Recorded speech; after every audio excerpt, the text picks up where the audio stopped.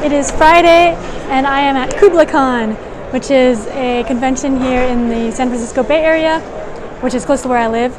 It's over Memorial Day weekend. It's actually Thursday through Monday, but I came Friday night because we're not taking any extra time off, and we're just driving here during the days. We're not staying in the hotel or anything. But yeah, so yeah, we've gone a few times before. I don't know, like 5 times, and it's really easy for us to go because it's like 15 minutes away. But now we're gonna look around and look for a game to play. This is neat. They have like an iPad with the library in it, and it says if it's out and available. So yeah, I guess you could search for games. That's cool. And it's right next to the library. Okay, we wandered around for a bit looking at the open gaming area and seeing if there were any open games with looking for players, but we couldn't find any. So we went to the library and got the Havre, the 2-player version, Inland Port, to try that out for now. And then the open gaming area is like very spread out. There's lots of different random spaces for it. And so right now we're in the atrium. There's a lot there. But the flea market's going to be here tonight. So this is going to be reserved for the flea market in like an hour. Okay, we finished. So this is kind of like Le Havre. There's buildings that you're getting, and then you alternate turns, and you're paying for the buildings, the resources, and they convert resources to get more points. But it's really hard to keep track of whose turn it is, because each turn it's like, this is 9 turns, so then I go, then Toby goes, and back and forth until there's 9 turns passed. And there's nothing to mark like which of the 9 turn it is that I know of. So that was hard to keep track of. We just started using coins to mark that. But it was fun. We just played Alpaca Pakapaka, which is a cute game where you're building up an alpaca with a really long neck, and like it's like collecting to build bows and scarves and stuff. And you could have baby alpacas, which I got, and they're really cute. But I didn't win because I was focused on trying to get the babies. But I actually got them counting points. But it's cool because you can like trade your things, and it's a really cute game. It is now Saturday morning, and we are going to play 1889. We traded someone 1853 in the math trade, and he hadn't played 18x before, so we offered to teach him. So we're going to teach him how to play 1889 this morning. And then the math trade is at lunch. So right now it's almost 9, and the math trade's at 12. So we'll finish this before then. Okay, we finished playing 1889, and we taught Lawrence. Hello. So this was your first 18xx game. Yeah, my very first one, 1889, History of Shikoku. It was really tough, a lot of things to wrap your head around, but in the end I think I started getting it, but it was really lots of fun to play. Yay! Thank you for teaching me. You're welcome. Yeah, so here's the end map. So pretty. Yeah, I'm now meeting for the math trade. I signed up for the math trade and got a couple trades, and I printed out my screen name so that people can find me. So we're gonna trade. We're meeting up here just to get everyone to trade, and then I'll show you what I get. Okay, so we traded away 1853 and a couple Time Stories expansions, and we got Kitchen Rush and Number 9. So that's exciting. And then separately from the math trade, we also are trading away 180E for a bundle of games from someone, because we didn't trade it in the math trade and he wanted it. So we're gonna get like a few games from him for 180E. Okay, I just looked at the vendor hall.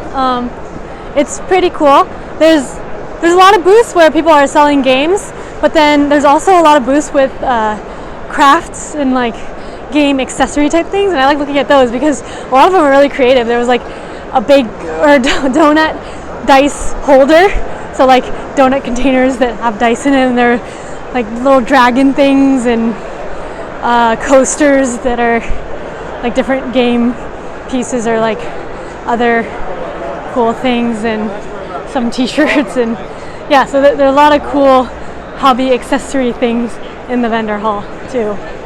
We just played Letters of Whitechapel, and we caught Jack the Ripper on the second night. The first night we got a lot of clues. We like figured out his base was somewhere around here, and then And then we were like, it was a cold trail, but I made a lucky guess that he was going to be there, and I arrested him. Yay! Good day. We just played some Kitchen Rush. We're cleaning up now.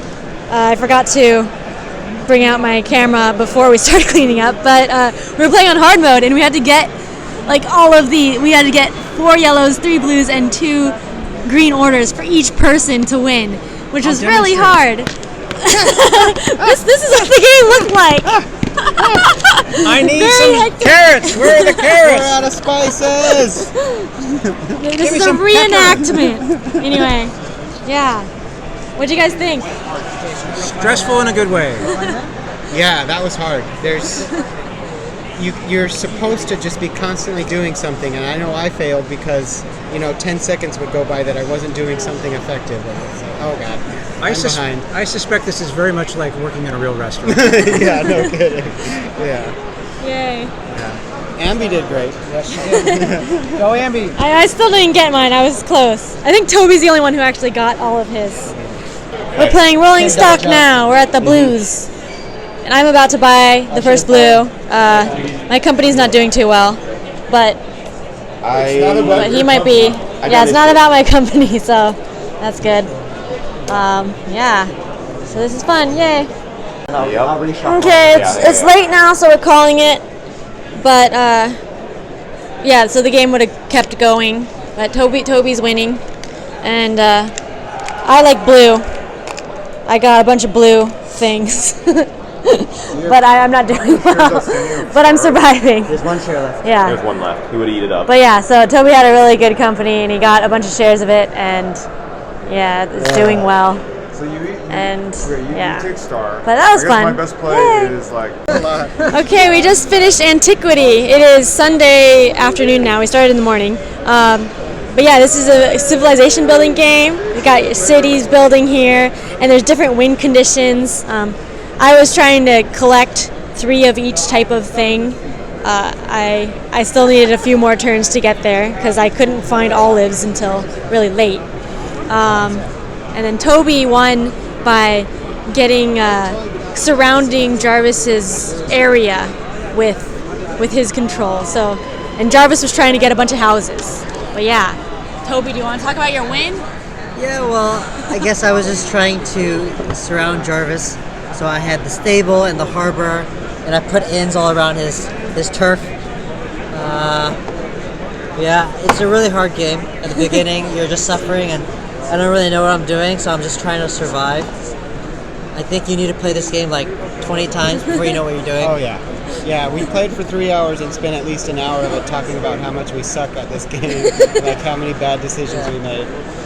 Yeah. It's a lot of fun because you're always struggling and everything is hard and you want to be able to do everything, but you only have a couple workers and you don't have enough wood and you don't have enough food. But the decisions are interesting, and in theory you could get good at the game, but we know we're not. Yeah, and like everything you do causes pollution. All these little red squares, it's pollution, so then you can't do anything else on those until you clean it up, which needs a special building. And so it's tough to get stuff. But yeah, it's really fun. They have some giant games here. Giant Tech. There's Giant Captain Sonar. And we just played Giant Azul, which is nice. It's like fun to play with pieces. And also the score track is a lot easier not to knock around, so that's nice. The best part of Giant Azul. So I forgot to vlog and take pictures for most of today because that's what happens when I play games.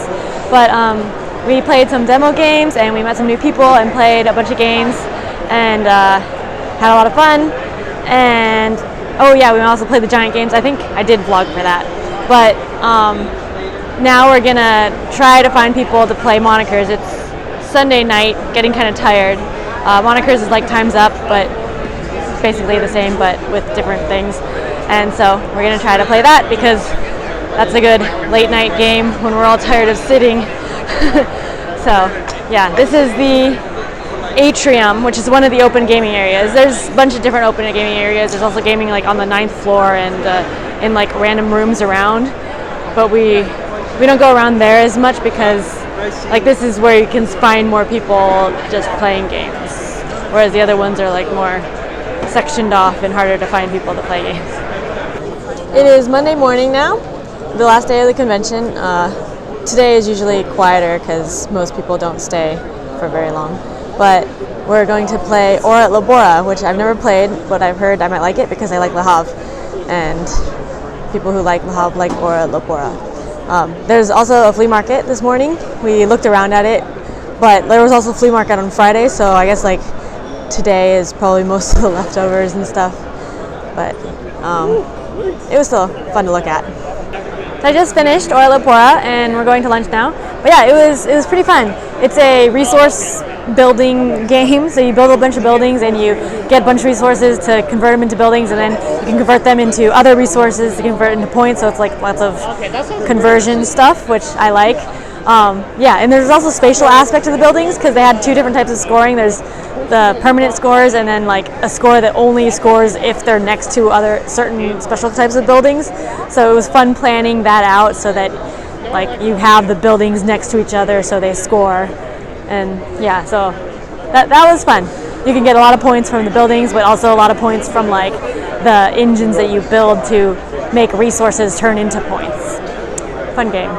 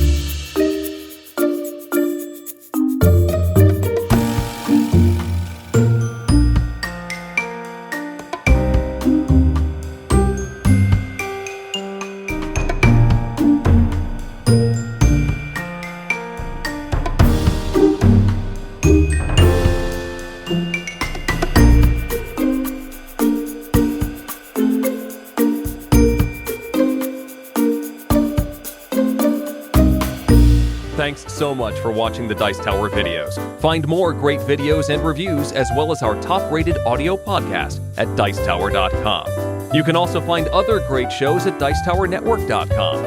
I'm Eric Summerer, and you've been watching The Dice Tower.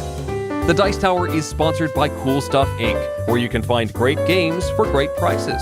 Cool stuff in stock. Check them out at CoolStuffInc.com.